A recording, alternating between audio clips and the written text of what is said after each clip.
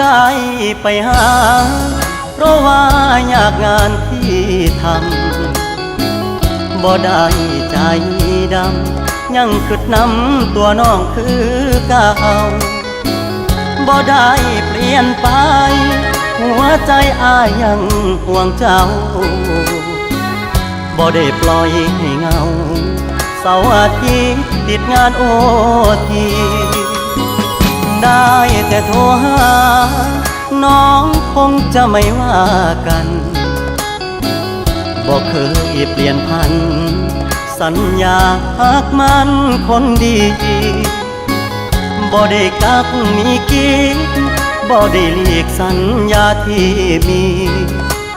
ย้อนงานยุ่งอีหลีคนดีอย่าเครียดอายเด้อ